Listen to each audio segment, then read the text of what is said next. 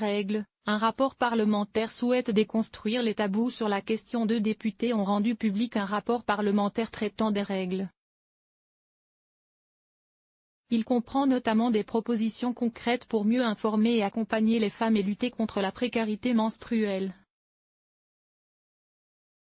Déconstruire les tabous, lutter contre la précarité menstruelle, mieux informer les femmes sur certains risques sanitaires. Il y a encore tant à faire autour de la question des règles. Désireuse de faire bouger les choses et de prendre le sujet à bras-le-corps, 2 députés ont déposé un rapport parlementaire pour déconstruire les tabous autour des règles. Rendu public ce 11 février, le rapport en question comprend quelques 47 recommandations pour que les règles soient moins génératrices d'angoisse et de souffrance pour les femmes en France. Pour les 2 auteurs du rapport, Laetitia Romero Diaz, La République en marche, et Bénédicte Taurine, La France insoumise, ce sujet n'a rien d'anecdotique, puisqu'il comprend de réels enjeux sanitaires et économiques. Elle souligne ainsi que la prise en charge insuffisante de la question des menstruations contribue à perpétuer les inégalités entre les femmes et les hommes. Les 2 élus déplorent une connaissance insuffisante des jeunes filles et des femmes quant à la diversité des produits de protection hygiénique qui existent, tampons, serviettes, culottes et cups menstruels, mais aussi quant aux précautions d'hygiène et d'usage de ces produits et des risques sanitaires, en tête desquels le risque de syndrome de choc toxique.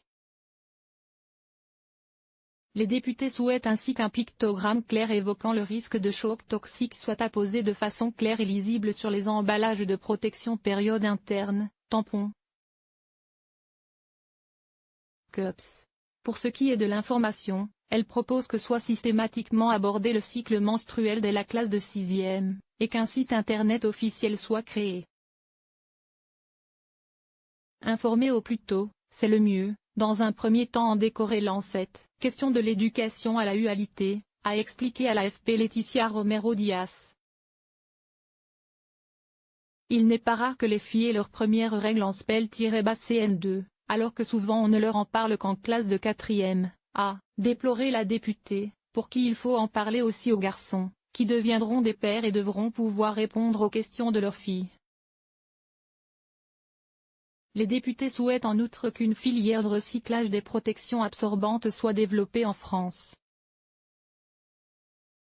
Pour lutter contre la précarité menstruelle, les élus proposent que des distributeurs de protection hygiénique soient installés dans certains lieux publics, et accessibles aux femmes en situation de précarité grâce à des cartes prépayées. Elles estiment en outre que collégiennes, lycéennes et étudiantes devraient avoir accès à des protections hygiéniques gratuitement au sein de leur établissement scolaire, à l'instar de ce qui se fait déjà à l'université de Lille, par exemple.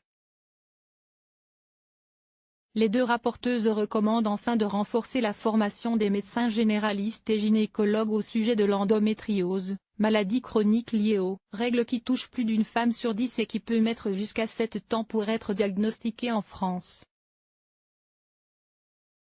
Source: Le Monde avec AFP.